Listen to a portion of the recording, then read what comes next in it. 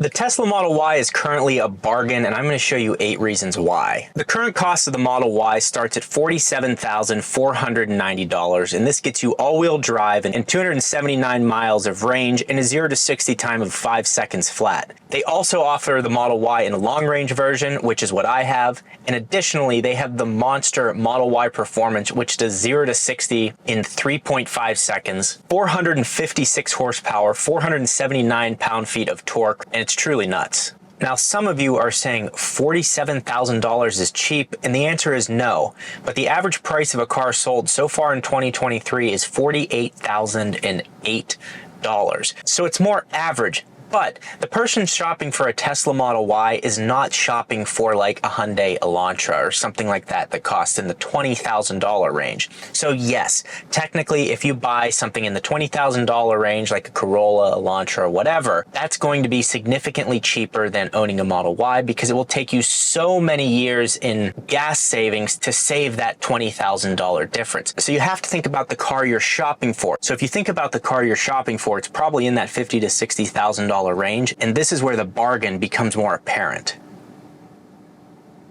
Let me explain. There are currently tax incentives on electric vehicles. There's a federal tax credit for $7,500. So if you make $100,000 a year, you will pay $22,000 in federal taxes. But with the $7,500 credit, you will then only pay $14,500 in taxes that you already owe. So it's a little different than getting a credit right off the top of the car, but that is how the federal tax credit works. Then you have state incentives. So in Arizona, for example, you get 24-hour access to the HOV lane because you drive an alternate fuel vehicle and you stand on high moral ground. Also, I ran a poll on my channel, and 50% of the people that responded to the poll make under $100,000, and 50% of those people make over $100,000, so I felt that was a good number. A few years back, they said the 4680 batteries, the new structural pack, they said it's going to be 16% lighter and 14% more capacity in the batteries, 16%, and then it's going to be 400 pounds lighter, and all of that is going to lead to more range. But what we got was a car that goes 0 to 60 in 5 seconds and a 279 mile range. So you're thinking you're getting a 429 mile range Model Y, and what they came with was something very different. So Tesla's promises often don't deliver in the timeline that you think they are, and because of that, I recommend if there's a car that they sell, if the Model Y currently checks all your boxes, don't hesitate, place the order, have my referral link in the description. Now, as a Tesla owner, you're constantly looking for things to upgrade your car, and that's why today's video is sponsored by LazeFit. These are their second row seat back covers. I'm going to show you how to install them and how nice they really are.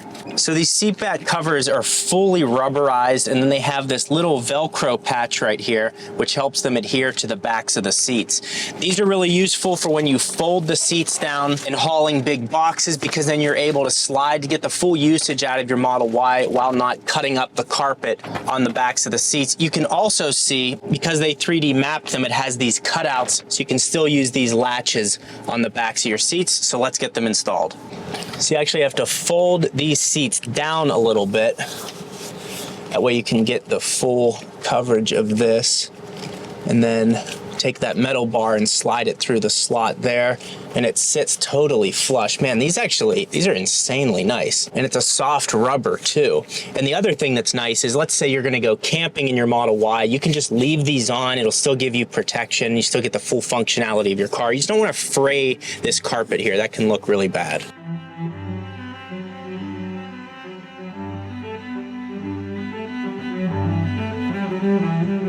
Even the little detail of them cutting this out so it perfectly fits around this joint is just, it's really well done. And they actually hug around the edges of the seats. Like, this is a really nice product. And again, anytime I put something on my Tesla, I want it to be OEM plus. I don't even want people to think twice about if it's an aftermarket part or not. I want it to look like it came with the car. And this LazeFit seat back cover really delivers on that. So if you go to the link in the description, I will have a code for these for a discount, and you can click on that link and it'll take you right to the seat back cover page. These are really nice. They're not that expensive. It's a soft rubber, which is good. It's not like that hard, cheap plastic. They tuck down into the seats and give you the extra protection for when you fold the seats down in your Model Y and you're hauling a lot more than normal. LazeFit, thank you for sponsoring this video. Now back to it. Now here's more proof that it's a bargain. If you compare to the Audi Q5, Mercedes-Benz GLC, or BMW X3, those cars cost between $45,000 and $49,000. But you have to then fill them with gas. You have to get annual oil changes, transmission fluid, and all the other things that can go wrong with them and can't be fixed over the air by a software update occasionally. Additionally, those cars all have about 100 horsepower less. So to get their AMG Light or M Light or Audi S performance models to match the performance of a Model Y long range, you'd have to spend over $60,000, and that's $5,000 more than the Model Y performance, which outperforms all of them. But the keen viewer will say, Ben, those aren't EVs. Nice observation. The Kia EV6 is $52,900, the Mercedes-Benz EQB is almost $57,000, and the Mustang Mach-E is $48,200 with only a 225-mile range. None of those cars have a proprietary charging network. Not all of them are purely based on an EV platform, meaning Tesla was built from the ground up as an EV. It never had a gas variant. And Tesla's service centers have only ever serviced electric cars. So they're much more capable and used to the issues that these things may have. I mean, taking a road trip in something other than a Tesla right now is like finding a dude off Craigslist to watch your kids. It's dumb. We also need to address the convenience factor of this. Let me show you. Now, in terms of practicality, there's very few things out there that are better than a Tesla Model Y. You have the front storage compartment, you have the sub compartment in the rear of the car, which you can actually store a ton of things in. And when I bought this car, I was a medical device sales rep. I was driving 3,000 miles a month. I had approximately $500,000 worth of supplies in my car at all times, weighing, I don't know, anywhere between 50 and 150 pounds. So having storage where I could store it in a sub compartment so you couldn't see it through the glass or anything like that was key, and I actually use it a ton on road trips as well. Now the frunk, I only use the frunk on road trips when the car is full. The sub compartment though, I do store things there often, especially groceries or if you go shopping, because it's totally out of sight and covered up and it doesn't slide around. The other thing you're going to want to know is about the air conditioning. If you run into a gas station or something like that, you're not going to want to leave your gas car running. But with an electric car, you can do that. So if I click on the air button down here, and then I go keep, that will keep the climate after I leave the car, and it will turn off after the battery reaches 20%, which it's definitely not going to unless you're already there. But you can see little things like that. I'm gonna run in the store for 2 minutes and I wanna keep my car cool. You can do it. There's also camp mode. So if you're out camping, it will keep the car at a certain temperature. There's dog mode. You can leave it on dog mode. And when you put it on dog mode, it leaves a note here so people know to not smash the windows in and that Fido is going to be safe in the car. Now, the other thing you're concerned about is the charging. How am I going to charge it? I don't want to sit there for 30 or 40 minutes and charge my car. You charge at home. You set your charge limit in the infotainment system to 80 or 90%, and you plug your car in, and I set it to start charging at 11:15 at night when electricity is cheaper. So depending on where you live, you can optimize your charging habits to be as cheap as possible to give you even more savings. I think you should think twice about getting an EV. If you live in an apartment or a space where you can't charge at home at night while you're sleeping, I could see that being a nuisance. Some people say they don't mind it. It's fine. I just think that's something you should think about ahead of time before getting an EV. It's also low maintenance. So in the 55,000 miles that I've had my Model Y, I've changed the tires, I've changed the air filters, I've done everything but changing the tires myself. Windshield wipers I changed. There's no annual oil changes and sitting at the dealership and can I get a loaner car and all that stuff. You skip out on all that.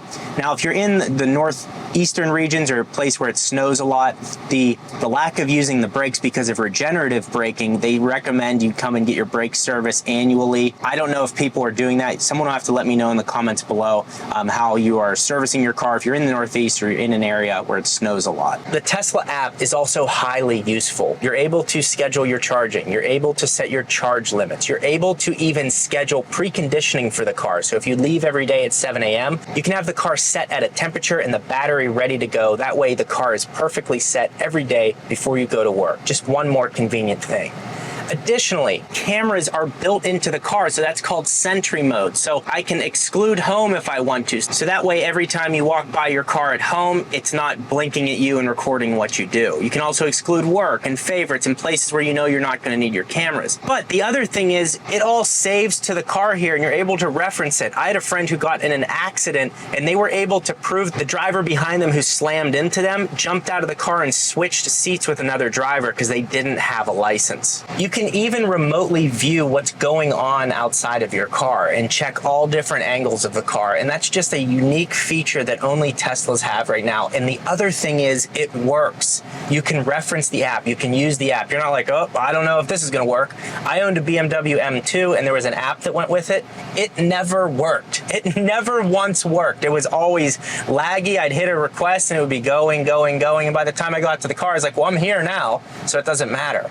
So this app works. It's highly functional. It's simplistic. It has a lot of features that people don't even address after they own the car, but the features are there for you to use, and I highly recommend you dive into them because it's great technology. What you need to remember at the end of the day is Tesla is built from the ground up as an EV company. They never had a gas version of their car. They have the best battery technology, most reliable and expansive charging network, and powerful software with over-the-air updates that keep your Tesla up to date with features that the new ones have. If you decide to order a new Tesla, use my referral link in the description. That will get both of us points towards things in the shop, things such as t-shirts and hoodies. And even if you get enough of them, you can get like full self-driving, shot glasses, you know, just cult stuff. All you have to do is click that link and place your deposit and it'll go through and we'll both get that. If you use it, thank you very much. Now, if you want to see what a road trip is like,